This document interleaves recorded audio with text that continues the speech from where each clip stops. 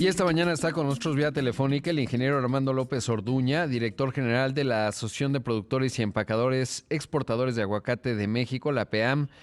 Armando, ¿cómo estás? Buenos días, gracias por tomar la llamada. Rodrigo, mucho gusto saludarte a ti y a tu auditorio. Pues buenas noticias, ya desde el viernes se reactiva la exportación, el programa de exportación de aguacate mexicano a Estados Unidos. ¿Qué se acordó? ¿Dónde habrá que poner atención para que no se vuelva a repetir una situación como la que vivimos? Pues mira, básicamente son dos cosas.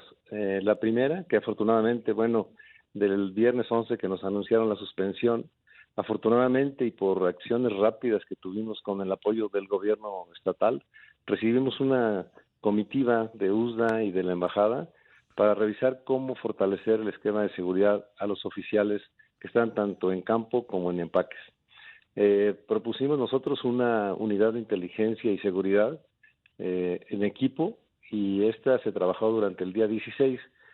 Cuando regresan ellos a hablar con el embajador Ken Salazar, bueno, pues la esperanza era que estuvieran ellos de acuerdo en conformar esta unidad, que les pudiéramos nosotros garantizar un trabajo de equipo y que pudiéramos dar mayor seguridad a los oficiales.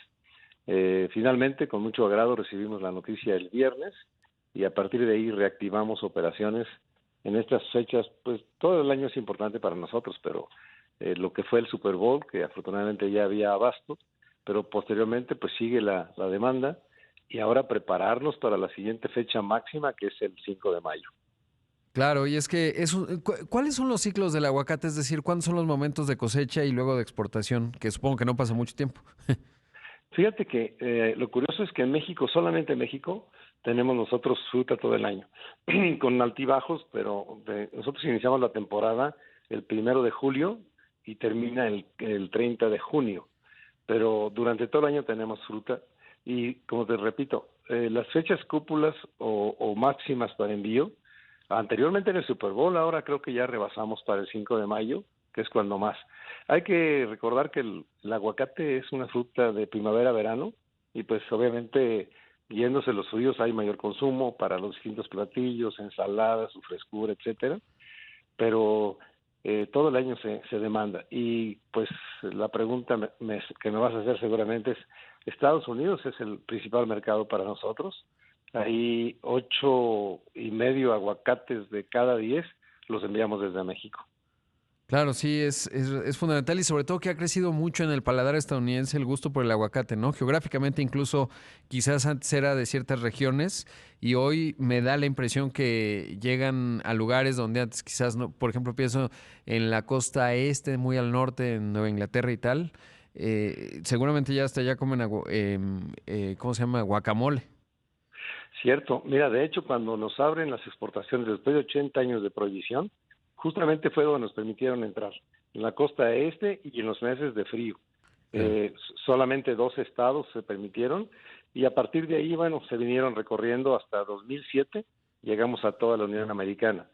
Por obvias razones, el último estado fue California. Claro. Y debo decirte que hoy somos grandes amigos de los aguacateros de California, porque para este producto, para esta categoría, como tú lo mencionas bien, ya ahora es demandado en todos lados.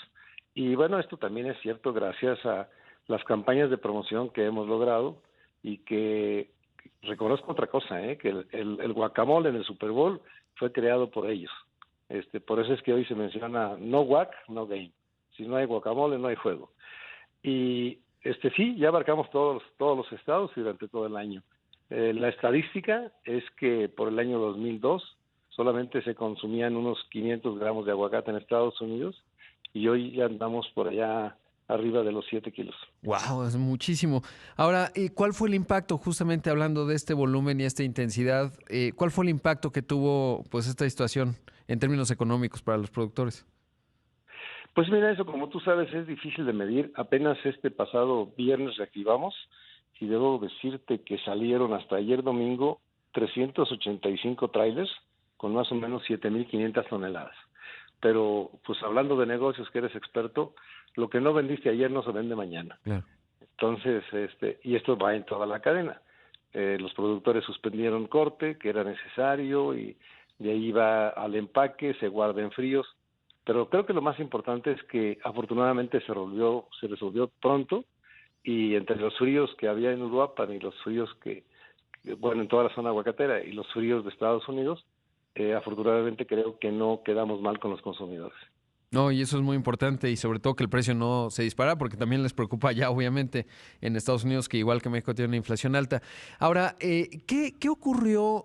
Porque de repente empezó a haber mucha información, incluso cierto grado de especulación en términos pues de esta suspensión, si había sido una llamada telefónica, si había ocurrido algo más grave, si era una estira y afloja del gobierno de Estados Unidos expresándose en una rama muy exitosa para nosotros, para México me refiero.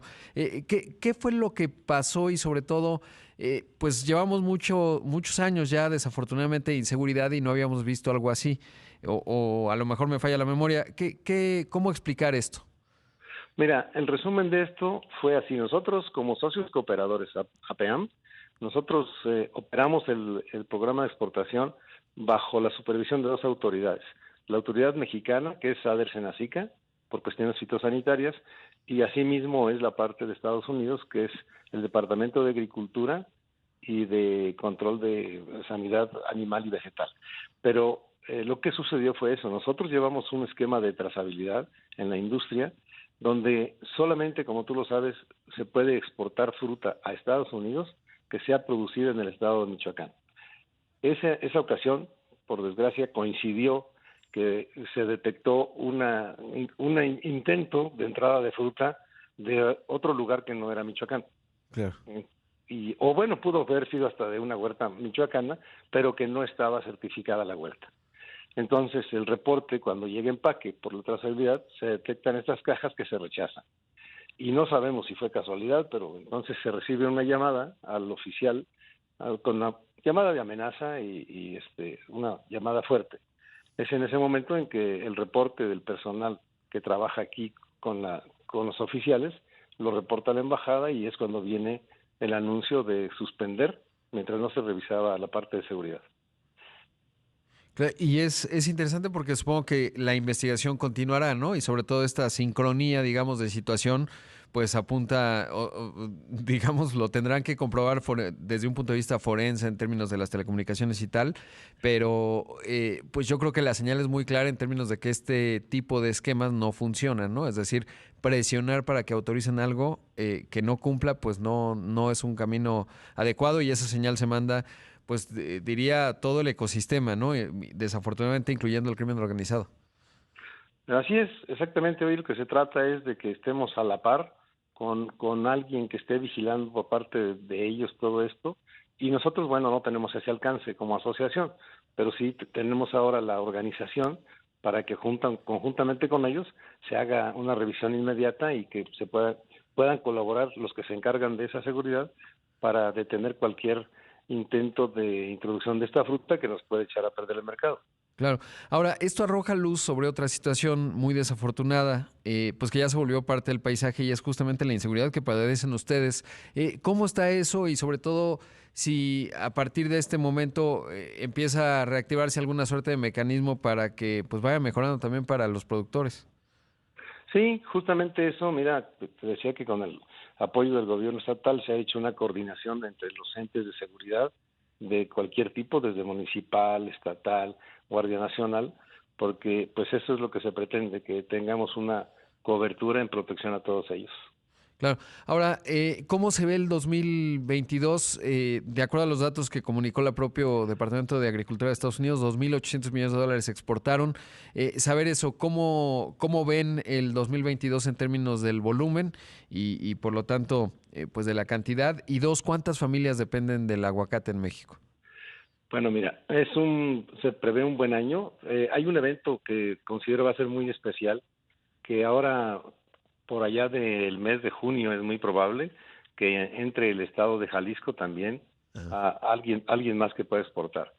El año pasado cerramos con un poco más de envíos de 1.100.000 toneladas, rompiendo récord de Estados Unidos. Creo yo que desde Michoacán, por situaciones agronómicas, vamos a repetir más o menos en la misma producción. El aguacate tiene alternancia y bueno, hay eventos climatológicos que a veces no nos dan las cuentas porque no es una máquina que le Sí, metas exacto. la masa y salen tantas pizzas, ¿no? No, aquí pues probablemente mantendremos desde Michoacán ese volumen y hay que ver si entraremos con Jalisco, que aún no sabemos cuántas hectáreas y cuánto pudiera eh, ofertarse para ese mismo mercado. Y hablando de la derrama en Michoacán hasta esta fecha, nosotros calculamos que andamos cerca de los 400,000 empleos directos e indirectos. Tú sabes que ahí pues entra todo, ¿no? Claro. Desde el productores, que son en la asociación más de 31,000, son 75 empacadoras, que cada una de ellas tiene muchísimo personal para empaque, y bueno, los que se van agregando, los cosechadores que todos los días salen, y desde las estaciones de gasolina, diésel, la señora que les vende los tacos y los almuerzos a los cosechadores, hasta los transportistas grandes que tienen de los trailers que van para Estados Unidos. Oye, Armando, pues enhorabuena porque se logró rápido y creo que obedece a que se han sabido organizar muy, muy bien, además con la promoción que se hace en el Super Bowl. Y este dato que das, que me parece también sorprendente, que el 5 de mayo ya supera al Super Bowl como hito en términos de la venta de aguacate mexicano allá en los Estados Unidos. Te agradezco mucho la entrevista y espero volver a hablar también pronto por las historias de éxito que van cosechando de manera literal. Muchísimas gracias, Rodrigo, y de veras también la oportunidad que nos das de hablar de lo que pasa con nosotros. Gracias. Ahí escuchamos al ingeniero Armando López Orduña, director general de la APAM, que es la Asociación de Productores y Empacadores Exportadores de Aguacate de México.